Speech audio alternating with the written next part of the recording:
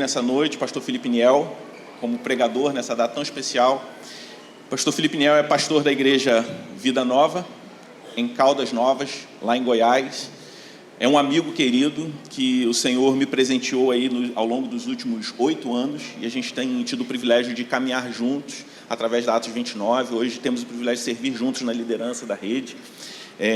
Temos o privilégio também de desfrutar de uma amizade, de um companheirismo, de uma parceria, onde posso sempre contar com para ouvir conselhos, opiniões, trabalhar junto pelo reino. Então, sou grato a Deus pela vida do Niel, pela amizade que a gente tem desenvolvido ao longo desses anos, o privilégio de poder caminhar com ele, e pelo ministério que ele tem desenvolvido, não só lá em Caldas, mas também, de alguma forma, impactado outras localidades além da sua cidade. Ele é casado com a Marina, pai do Pedro e da Sara, uma família muito querida, que a gente tem o privilégio também de desfrutar de muita comunhão junto, quando a gente tem a oportunidade de estar perto. Então, eu me alegro muito em receber você aqui nessa noite. Eu queria orar, mais uma vez, pela vida do Niel. Vamos, feche seus olhos. Pai Santo, obrigado, Senhor, pela vida do pastor Felipe, pela sua disponibilidade em deixar sua família, sua igreja, nesse domingo, para estar nos servindo, participando dessa celebração conosco. Que o Senhor possa usar a vida do pastor Felipe Niel nessa noite para transmitir a mensagem do Teu Evangelho, a Tua palavra aos nossos corações. Que o Senhor abra nossas mentes, nossos corações, e que o Felipe seja um instrumento Teu para edificar, Senhor Deus, a Tua igreja nessa noite. No nome de Cristo nós oramos. Amém. Obrigado, mano. Obrigado mesmo. Boa noite, irmãos. Uma alegria muito grande estar aqui com vocês. Trago abraços da Igreja Batista Vida Nova, lá em Caldas Novas, Goiás. Não sei quantos de vocês já tiveram a oportunidade de mergulhar lá nas águas quentes de Goiás, mas tem muito carioca que vai para lá. Alguém já foi? Ah, tem uma galera aí, uma galera que tira férias em Caldas. Muito bom, uma alegria estar aqui com vocês. Tenho acompanhado o desenvolvimento dessa igreja desde o início, desde a plantação com o pastor Jay, depois o pastor Cristiano vindo, e essa igreja se desenvolvendo e sendo motivo de grande alegria para todos nós. Eu quero te convidar a abrir a sua Bíblia no Evangelho de Lucas, capítulo de número 15. Evangelho de Lucas, no capítulo 15, tem uma série de festas acontecendo ali. E hoje é uma noite festiva, não é? A gente está aqui celebrando algo, e eu queria olhar para o Evangelho de Lucas, capítulo 15, e ver o que está causando toda aquela festa que acontece ali no Evangelho de Lucas. Por isso eu peço que você acompanhe com fé a leitura da palavra de Deus. Evangelho de Lucas, nós vamos ler o capítulo 15 inteiro. Todos os publicanos e pecadores estavam se reunindo para ouvi-lo, mas os fariseus e os mestres da lei o criticavam. Este homem recebe pecadores e come com eles. Então Jesus lhes contou esta parábola. Qual de vocês, que possuindo 100 ovelhas e perdendo uma, não deixa as 99 no campo e vai atrás da ovelha perdida até encontrá-la? E quando a encontra, coloca alegremente nos ombros e vai para casa. Ao chegar, reúne seus amigos e vizinhos e diz: alegrem-se comigo, pois encontrei minha ovelha perdida. Eu lhes digo que da mesma forma haverá mais alegria no céu por um pecador que se arrepende do que por 99 justos que não precisam arrepender-se. Ou, qual é a mulher que, possuindo 10 dracmas e perdendo uma delas, não acende uma candeia, vai à casa e procura atentamente até encontrá-la?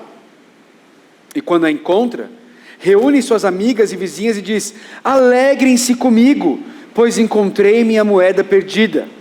Eu lhes digo que da mesma forma, há alegria na presença dos anjos de Deus por um pecador que se arrepende.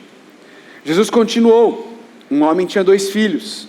O mais novo disse ao seu pai: pai, quero a minha parte da herança. Assim ele repartiu sua propriedade entre eles. Não muito tempo depois, o filho mais novo reuniu tudo o que tinha e foi para uma região distante, e lá desperdiçou os seus bens, vivendo irresponsavelmente. Depois de ter gasto tudo, houve uma grande fome em toda aquela região, e ele começou a passar necessidade.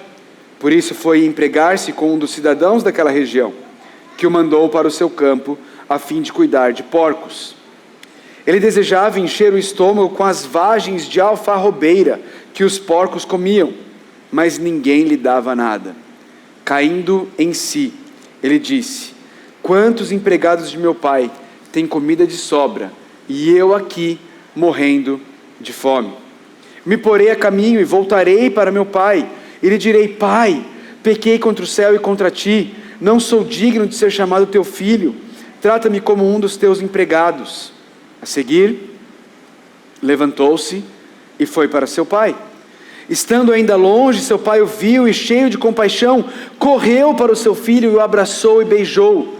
O filho lhe disse: pai, pequei contra o céu e contra ti, não sou mais digno de ser chamado teu filho.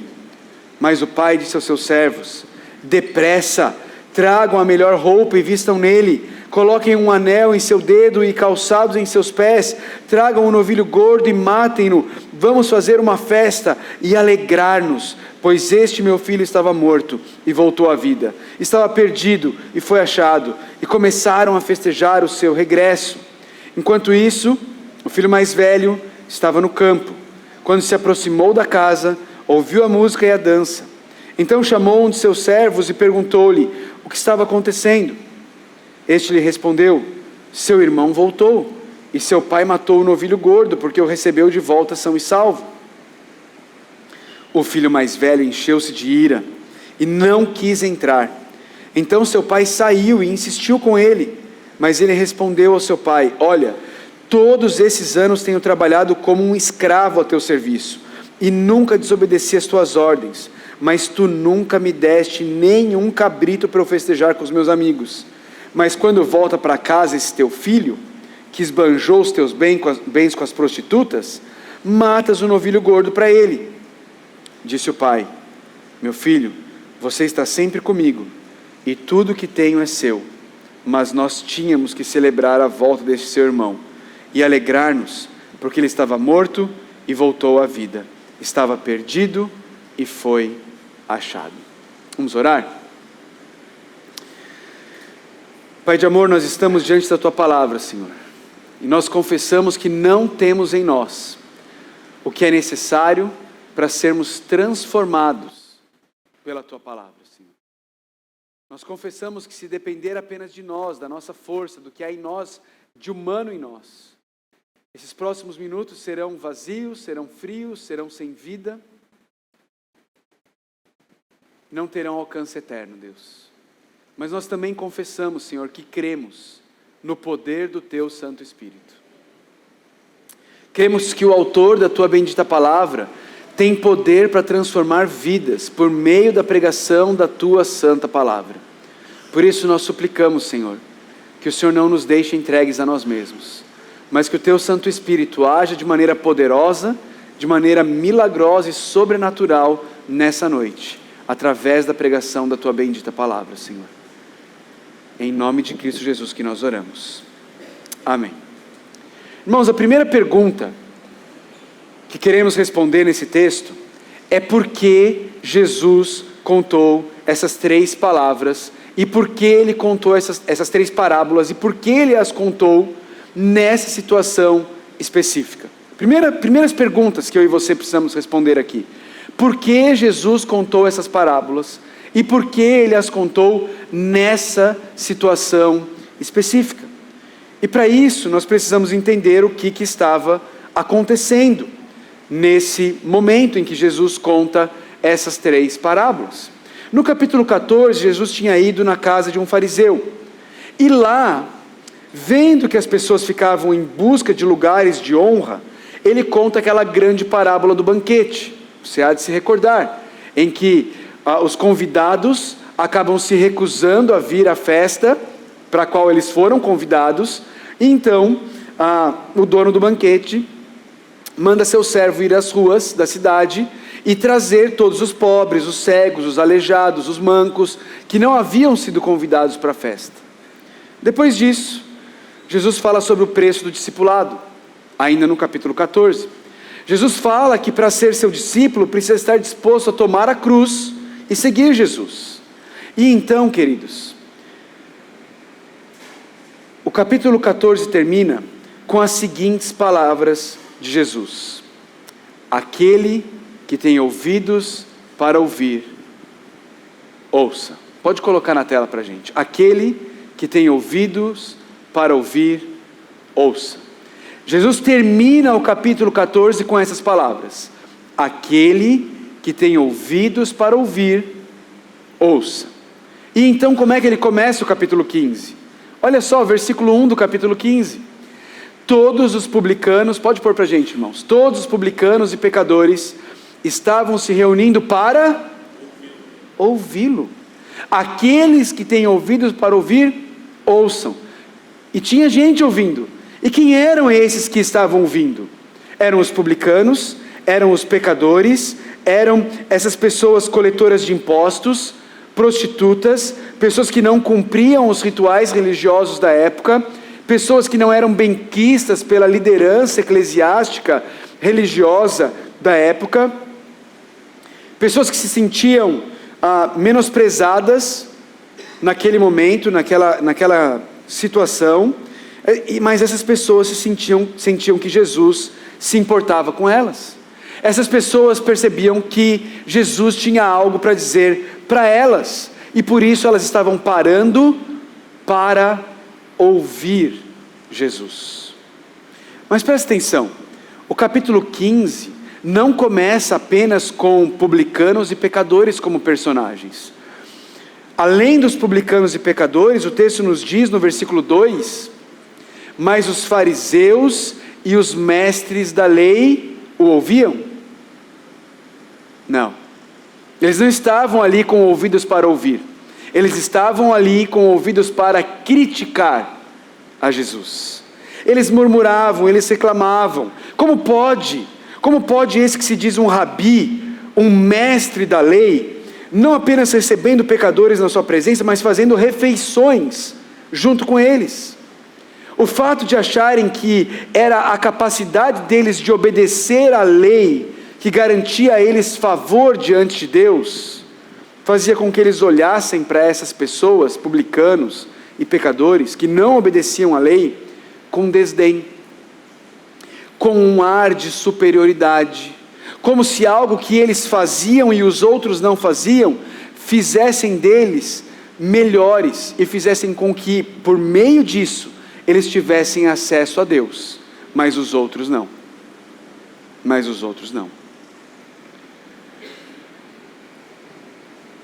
E então no versículo 3, nós temos a resposta da nossa pergunta: por que Jesus falou essas 3 parábolas e por que ele as falou nesse contexto?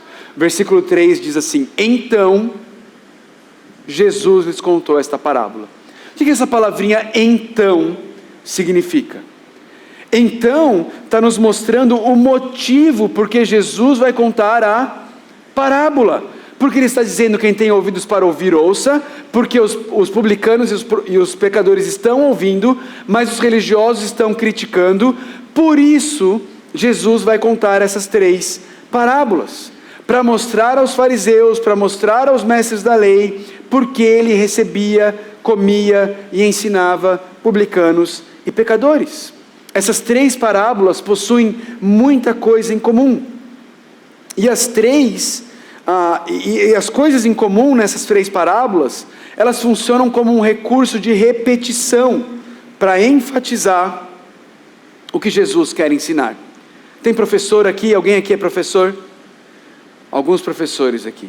Quando você quer ensinar algo, um dos recursos que você precisa usar é a repetição. Você não pode simplesmente ensinar uma matéria e falar: pronto, ensinei, acabou, vamos para o próximo. Você precisa voltar, você precisa relembrar, você precisa repetir. Jesus está enfatizando porque ele quer ensinar. E a primeira coisa importante que Jesus tem para ensinar aqui é a atitude para com o perdido.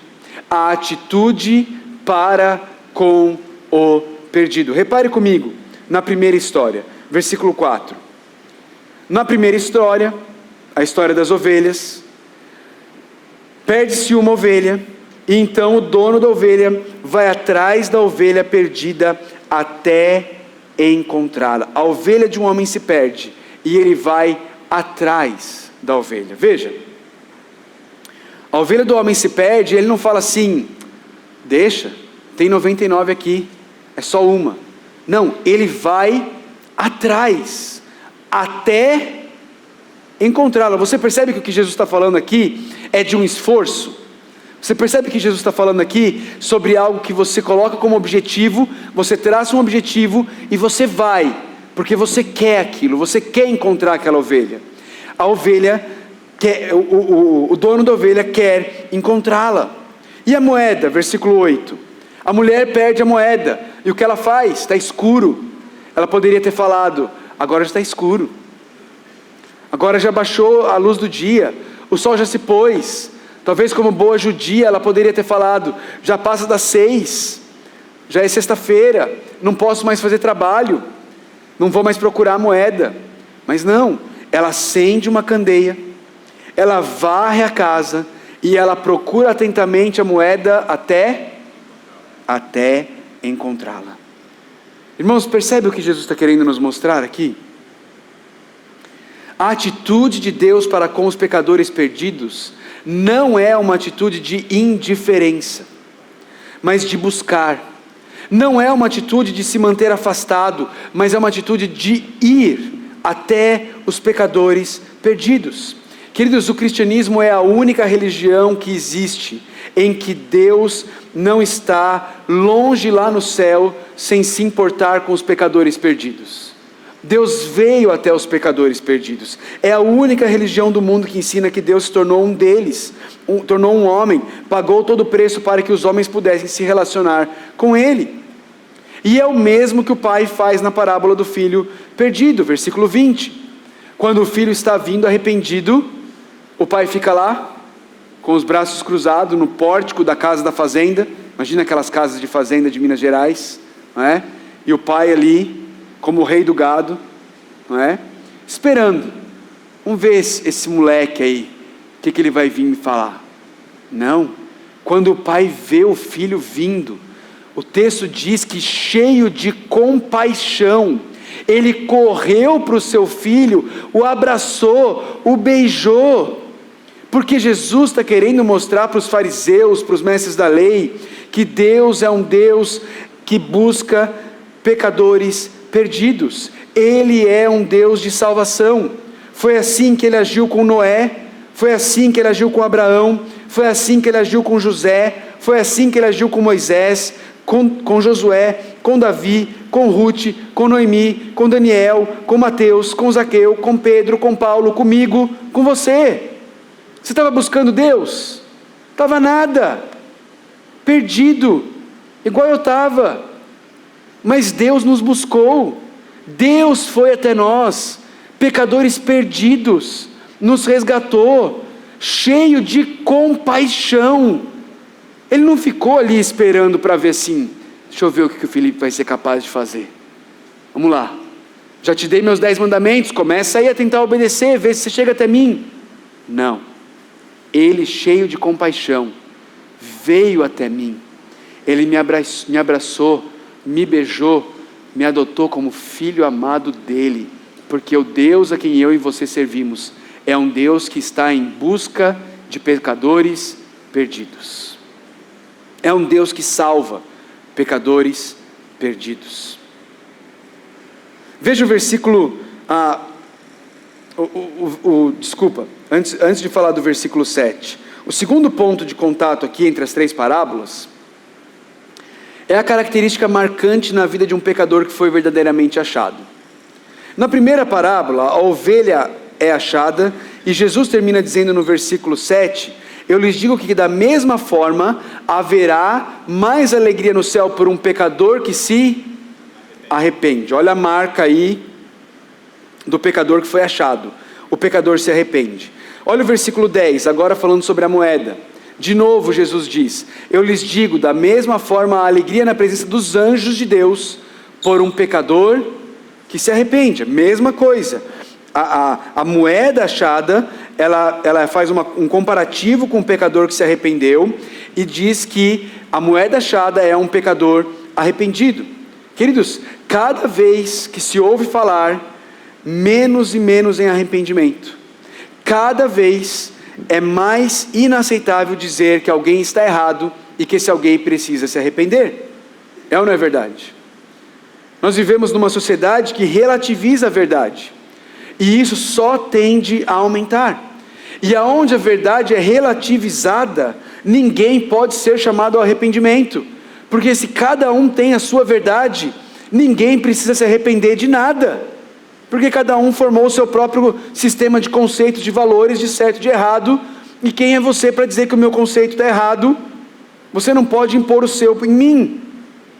Só que o chamado de Jesus é um chamado de arrependimento, e por isso um pecador só é verdadeiramente achado, só é verdadeiramente salvo, quando ele verdadeiramente se arrepende dos seus pecados, se arrepende de ser o próprio Senhor da sua vida, e humildemente clama a Jesus por perdão e por graça, com um coração quebrantado, como nós cantamos aqui.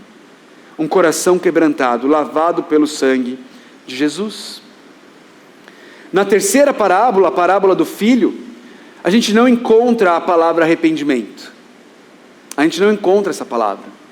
Mas, irmãos, nós encontramos a descrição do que significa um coração verdadeiramente arrependido.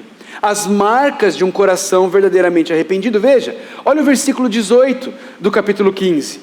Eu me porei a caminho e voltarei para meu pai, e lhe direi: Pai, pequei. O pecador arrependido, ele faz meia volta. Ele faz meia volta e ele volta para o pai. E ele estava andando por um caminho de perdição, e aí pela graça de Deus ele se arrepende. Nesse momento ele deixa de seguir no caminho que ele estava seguindo, faz meia volta e começa a andar no caminho inverso.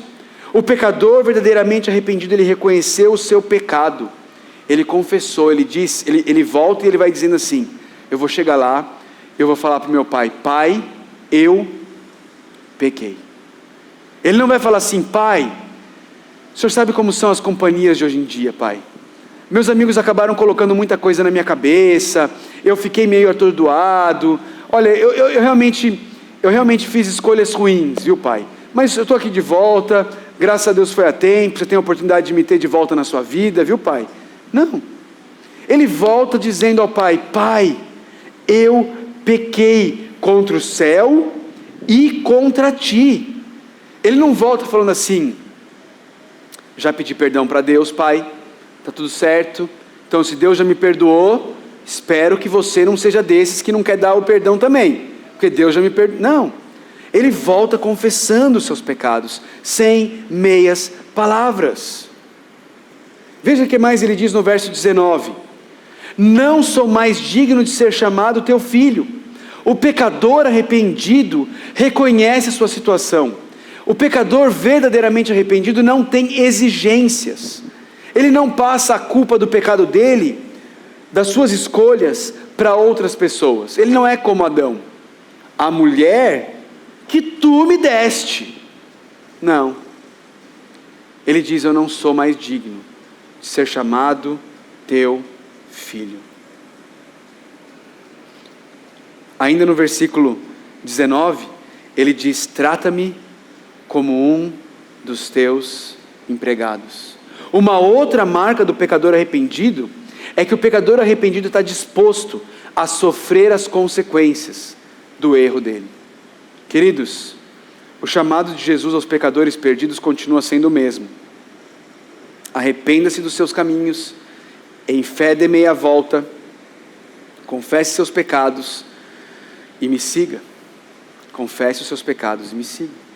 A primeira repetição nas 3 parábolas busca mostrar que Deus é um Deus que busca pecadores perdidos. A segunda repetição mostra a marca fundamental de um pecador verdadeiramente encontrado, que é o arrependimento humilde. E a terceira repetição nas 3 parábolas mostra o arrependimento do pecador, mostra que o arrependimento do pecador gera alegria nos céus. Veja na parábola da ovelha perdida, verso 5. Quando a ovelha é encontrada, ele coloca-a alegremente nos ombros. Ele pega a ovelha e, gente, não sei se você já viu uns videozinhos que tem na internet, de uns pastores salvando a ovelha de buraco.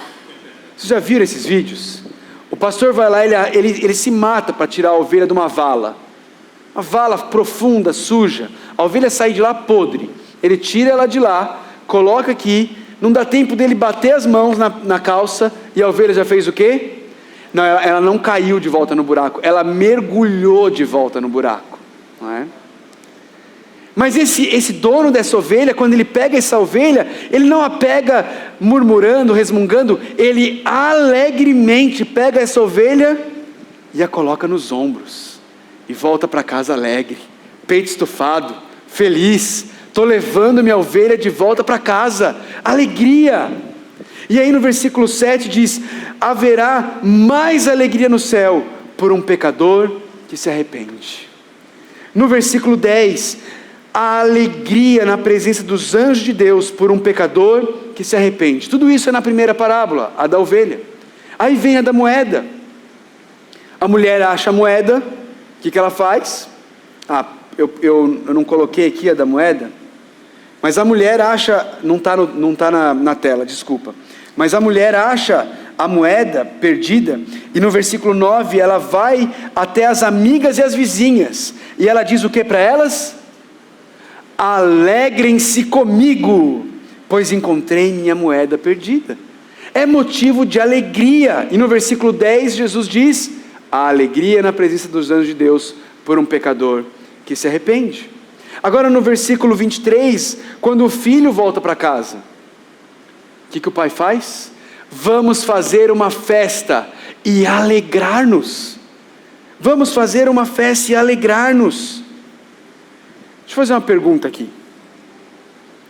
Quem era um pecador perdido em algum momento desses últimos 10 anos, e Deus usou a igreja do Redentor para te achar, para te alcançar? Alguém aqui nessa noite era um pecador perdido, e ao longo desses 10 anos Deus usou essa igreja para te achar? Aqui? Amém? Amém? Amém lá atrás, graças a Deus. Queridos, isso aqui é motivo de festa. Essa festa de hoje à noite é especialmente por vocês. Deus usou a igreja do Redentor para alcançar essas vidas. Eram pecadores que estavam perdidos e foram achados. Vamos fazer uma festa. E quando o filho mais velho, religioso, vem e começa a resmungar, o pai diz no versículo 32, mas nós tínhamos que celebrar a volta desse seu irmão e alegrar-nos. Ao contrário dos religiosos, que reagem a pecadores se aproximando do Salvador com desconfiança, com murmuração, com reprovação, Deus explode em festa celestial, diante do arrependimento de um pecador. E queridos, não é festinha de todo mundo de bata branca, tocando harpa na sexta sinfonia do Beethoven. É churrasco. Manda matar o novilho gordo, não é? Manda matar o novilho gordo. Vamos fazer uma festa de verdade, uma festa de churrasco, celebração. E o que gera toda essa alegria? Essa festa é pelo arrependimento de um pecador que estava perdido, mas foi salvo. Deixa eu trazer algumas aplicações e implicações para a gente nessa noite festiva dessas 3 parábolas.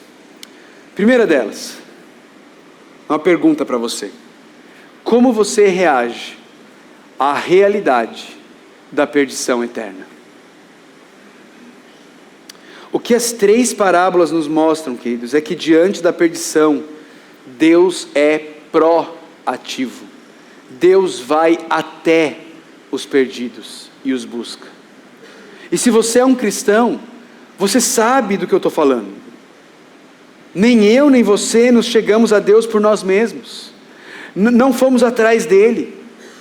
Foi ele com sua graça que nos buscou no lamaçal do pecado, nas densas trevas em que nos encontrávamos.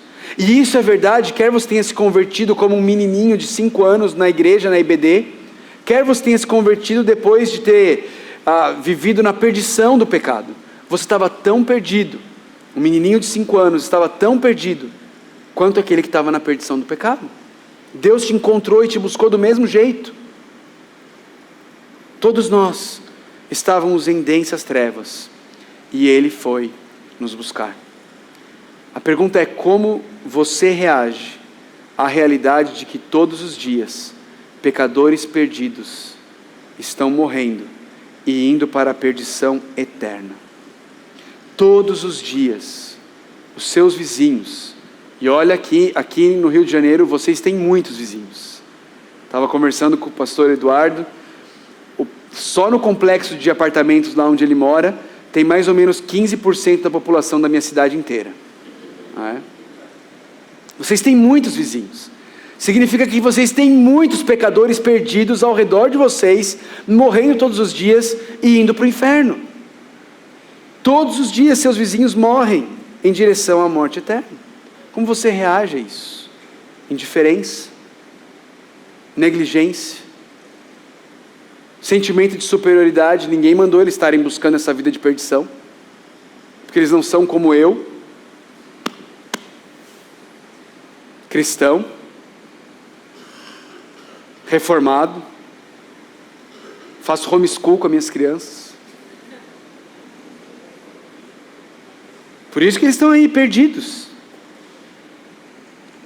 Queridos, não tem nada de errado nem com ser cristão, nem reformado, nem com fazer homeschool com as suas crianças, tá bom? Mas se isso causar orgulho espiritual em você, está tudo errado. Está tudo errado. Irmãos, diante de pecadores perdidos, você reage como os fariseus, ou você reage como Jesus agiu com você, cheio de compaixão? Um baita exemplo de uma reação piedosa diante dos perdidos é a do apóstolo Paulo na carta aos Romanos. Não sei se você já percebeu isso na carta de Paulo aos Romanos, mas em Romanos Paulo fala do fato de que muitos judeus estavam perdidos, porque rejeitavam a Jesus como o Messias prometido. E olha quais são algumas das reações de Paulo diante da perdição dos seus conterrâneos. Romanos 9, de 1 a 3, ele diz assim: digo a verdade em Cristo, não minto, minha consciência o confirma no Espírito Santo, tenho uma grande tristeza e constante angústia em meu coração, pois eu até desejaria ser amaldiçoado e separado de Cristo, por amor de meus irmãos, os de minha raça. Fortes as palavras do apóstolo, não são? São fortes. Angústia, grande tristeza, constante angústia, diante da perdição dos seus conterrâneos. Paulo não era tomado de orgulho espiritual. Ninguém mandou esses judeuzinhos aí negando Jesus. Por quê? Porque Paulo sabia que ele estava indo matar cristãos. Se não fosse Jesus fazer ele literalmente cair do cavalo, ele também não tinha reconhecido Jesus. O problema é que eu e você muitas vezes achamos que nós é que somos bons o suficiente, por isso descobrimos Jesus. E os outros não são tão bons quanto nós, e aí estão se perdendo mesmo. Mas ele não parou por aí. Olha o apóstolo Paulo no capítulo 10 de Romanos. Irmãos, o desejo do meu coração e a minha oração a Deus pelos israelitas é que eles sejam salvos. Ele tem um coração cheio de desejo pela salvação dos seus compatriotas, mas esse desejo não para no desejo, ele transborda em oração. Quando foi, irmãos, a última vez que você consistentemente investiu tempo regular orando a Deus? Deus, salva pecadores na região oeste do Rio de Janeiro, salva pecadores na Barra, no Recreio, no Jacarepaguá, em toda essa região. Deus, transforma o Rio de Janeiro com o verdadeiro evangelho do Senhor Jesus Cristo. Irmãos, quem é o maior interessado em fazer isso? O nosso Deus. Ele nos chamou para essa missão. Será mesmo que Ele não vai querer ouvir nossas orações clamando por aquilo que é vontade dEle, buscar e salvar pecadores perdidos, mas como eu e você somos negligentes em orar pelos pecadores perdidos. A perdição dos conterrâneos de Paulo mexe com o coração dele, ele transborda em oração, pedindo a Deus que eles sejam salvos, mas ele também não para por aí. Veja o capítulo 11 de Romanos. Estou falando a vocês, gentios, visto que sou apóstolo para os gentios, exalto meu ministério, na esperança de que de alguma forma eu possa provocar ciúme em meu próprio povo e salvar algum deles. Ele tinha esse anseio e ele buscava no que ele fazia oportunidades para poder ministrar ao povo dele, para que eles pudessem ser salvos. Queridos, eu e você precisamos gastar mais tempo pensando em alguma forma, no meu caso, para que mais caldas novenses possam ser salvos, no caso de vocês, para que mais cariocas, para que mais barra tijuquenses, assim que fala, tem um gentílico para quem mora na Barra da Tijuca, possam ser salvos. Queridos, vejam o exemplo do apóstolo Paulo, coração ardendo, lábios orando, mãos agindo. Essa é a reação do apóstolo Paulo diante dos perdidos. Qual é a minha e a sua? Qual é a nossa? Qual é a nossa? Uma vez eu ouvi um pastor, eu não lembro quem foi, dizendo: triste coisa é quando alguém de fora da nossa comunidade tem uma visão maior para a nossa comunidade do que nós mesmos. Queridos, que coisas grandiosas Deus pode fazer através da igreja do Redentor, à medida que essa igreja é ferramenta nas mãos de Deus para buscar pecadores perdidos. Vamos pensar em alguma forma, vamos ter nosso coração ardendo, vamos orar ao Senhor e pensar em alguma forma, para que mais pecadores possam ser achados e salvos. Próxima aplicação. Outra pergunta para você. O que enche o seu coração de alegria e te faz organizar festas? Me parece que na cultura carioca, uma das coisas que enche o seu coração de alegria é o futebol. Estou certo ou estou errado? Mengão ganhou hoje, Flamengo ou não? Perdeu. Tá rolando aí? Você tá olhando aí? Você está olhando aí? Tá agora o jogo, é isso? Tem um pessoal vendo aí, né, no placar e tal. Eu não sei, mas ontem o Fluminense ganhou 7-0 e eu não sei se tem nada a ver com isso, mas teve churrasco na casa do pastor Cristiano hoje. Percebe como aqui motivo de festa e alegria é futebol, não é? Nada de errado também, irmãos. Mas queridos, a alegria dos céus no versículo 7, a alegria dos anjos no versículo 10, a alegria do Pai nos versos 23 e 32, era ver um pecador arrependido. Era isso que enchia o coração de Deus de alegria. Esse é o motivo das festas do céu. Talvez aqui você descubra por que você não tem reagido à perdição das pessoas da mesma forma que Paulo. É porque talvez os motivos que eu e você buscamos para nos alegrarmos e celebrarmos são bem diferentes dos motivos de Paulo. São terrenos, são temporários.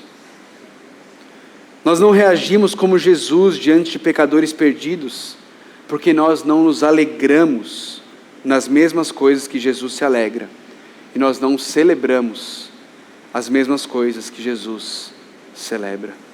A gente está ocupado demais, tratando de termos as nossas vidas, fazer delas mais confortáveis, mais fáceis, para nos alegrarmos, para perdermos tempo nos alegrando com pecadores sendo salvos. E muitas vezes, porque isso não nos traz alegria, nós não estamos nos esforçando para ver pecadores perdidos sendo resgatados. Irmãos, a realidade é clara. Queridos, eu e você investimos tempo, forças e recursos naquilo que pensamos que vai nos trazer alegria. não lembro quem foi que disse, foi algum filósofo, que até o cara que pega a corda para se suicidar, ele o faz em busca de alegria. Tudo que eu e você fazemos é motivado por onde está a minha e a sua alegria. E como muitas vezes não pensamos que a salvação de pecadores possa nos trazer alegria, a gente investe o mínimo de tempo, recursos e forças na salvação de pecadores. E enquanto isso, construímos os nossos pequenos e patéticos reinos, pequenos reinos, onde a gente acha que ali encontraremos verdadeira alegria. As palavras do pai ao irmão mais velho, ele diz assim: meu filho, você está sempre comigo, e tudo que tenho é seu, mas nós tínhamos que celebrar a volta desse seu irmão, e alegrar-nos, porque ele estava morto, e voltou à vida, estava perdido, e foi achado. Irmãos, você percebe? Jesus não termina a parábola, não tem um fim essa parábola. A gente não sabe se o irmão mais velho entrou na festa, ou não entrou na festa. Jesus joga a bola para nós, os religiosos, os filhos mais velhos, e a pergunta fica no ar: o que eu e você vamos fazer diante disso? Nós vamos ficar resmungando? Nós vamos continuar focados nas nossas tarefas, na nossa justiça própria? Nós vamos ficar indiferentes aos pecadores perdidos? Ou nós vamos nos juntar à festa? Nós vamos nos alegrar, celebrar a salvação de pecadores. E mais, nós vamos nos juntar a Deus, celebrando a salvação de perdidos. Última aplicação. Irmãos, Deus está no negócio de buscar pecadores na região oeste do Rio de Janeiro.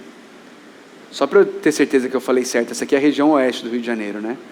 Só, caipira lá do Goiás, a gente, Que tal, irmãos da Igreja do Redentor?